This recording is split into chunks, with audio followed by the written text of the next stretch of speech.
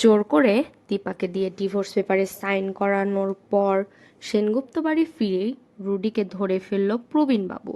নিজেই ছিঁড়ে ফেললেন ডিভোর্স পেপার। হ্যাঁ বন্ধুরা, আমরা এমনটাই দেখতে পাবো অনুরাগের ছোঁয়া ধারাবাহিকের আগামী পর্বগুলোতে। জন্মাষ্টমীর অনুষ্ঠানে দীপা সূর্যকে দোলনায় বসিয়ে যখন সেনগুপ্ত বাড়ির সবাই দীপা সূর্যকে দোল দেয়, ঠিক সেই মুহূর্তে সুযোগ বুঝে রুডি সূর্যকে একটি বিষাক্ত ইঞ্জেকশন দিয়ে অসুস্থ করে দেয়, যেটা প্রবীণবাবুর নজরে পড়ে। প্রবীণবাবু ভেবে নেয় দীপাই একমাত্র সূর্যের অসুস্থের কারণ। যখন দীপা হাজির হচ্ছে তখনই সূর্য অসুস্থ হয়ে যাচ্ছে। তার মানে দীপাই আমার ছেলের ক্ষতির কারণ। না, কিছুতেই আমি সূর্যের জীবনে আর দীপাকে থাকতে দিব না। আমার ছেলেকে নতুন করে বিয়ে দিব চারুর সাথে। প্রবীণবাবুর মাথায় যথারীতি সূর্যের সাথে চারুর বিয়ে দেওয়ার বিষয়টা ঢুকে যায়। আর তার জন্যই যখন দীপাকে বাড়ি থেকে তাড়িয়ে দেওয়া হয় এবং দীপা নিজের বাড়ি থাকে, তখন প্রবীণবাবু ডিভোর্স পেপার নিয়ে দীপার কাছে যায়, গিয়ে অনুরোধ করে সূর্য জীবন থেকে সরে যাওয়ার, সূর্য ডিভোর্স পেপারে সাইন করে দেওয়ার।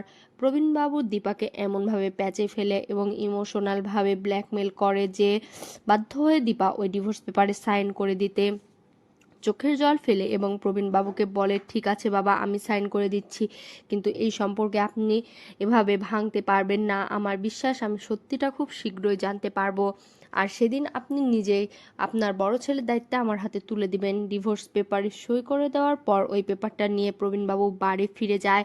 প্রবীণবাবু নিজেও কষ্ট পায়, কারণ প্রবীণবাবু দীপাকে খুব পছন্দ করে, ভালোবাসে, কিন্তু প্রবীণবাবু কিছুতেই সূর্যের আশেপাশে দীপাকে আর দেখতে চায় না, কারণ প্রবীণবাবু ধরে নিয়েছে যে একমাত্র দীপাই সূর্যের অসুস্থের কারণ, সূর্য খারাপ থাকার কারণ, তার পরিবারেই বিশৃঙ্খলার কারণ আসলে দীপা। এসব ভেবেই প্রবীণবাবু ওই ডিভোর্স পেপারটা নিয়ে খুব আপসেট হয়ে নিজে ঘরে ঢুকে যায়।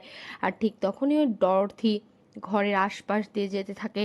প্রবীণবাবু দেখতে পায় যে দরজাটা একটুখানি খোলা, ঘরের মধ্যে আলো জ্বলছে এবং কেউ কথা বলছে ফোনে।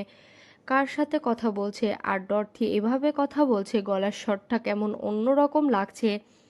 এই ঘরে ডরথি থাকে কিন্তু গলার স্বরটা কেন পুরুষের মতন লাগছে, কে আছে ওই ঘরে? প্রবীণবাবু ওই দিকে দেখার চেষ্টা করে এবং দেখতে পায় অন্য কেউ নয়, আসলে এটা পুরুষ মানুষ।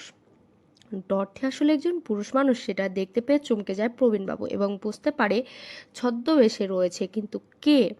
ওর গলার স্বরটা যেন চেনা চেনা লাগছে, ভালো করে বুঝতে পারছে না কে। ও বোঝার চেষ্টা করে প্রবীণবাবু। কিছুক্ষণ পরে যখন মম মম বলে কুন্তলার সাথে কথা বলতে থাকে রুডি, তখনই রুডিকে চিনতে পারে প্রবীণবাবু এবং চমকে যায় রুডিকে দেখে। প্রবীণবাবু বুঝে যায় এই ডরথি আসলে রুডি, তার বড় বৌমাই ঠিক বলেছে, আর এই রুডি সব কিছু করছে, তার পরিবারকে ধ্বংস করছে। প্রচণ্ড ক্ষেপে যায় প্রবীণবাবু এবং ডিভোর্স পেপার ছিলে ফেলে, টুকরো টুকরো করে ফেলে এবং দীপার কাছে আবার ছুটে যায় তার ছেলে ও পরিবারকে রক্ষা করতে। তো বন্ধুরা, তোমরা এটাই তো চাও, এভাবে যেন রুডিকে চিনতে পারে প্রবীণবাবু এবং ডিভোর্স পেপারটা নিজে হাতে ছিঁড়ে ফেলে। কমেন্টে জানাতে ভুলো না, আর আমাদের চ্যানেলটি সাবস্ক্রাইব করতে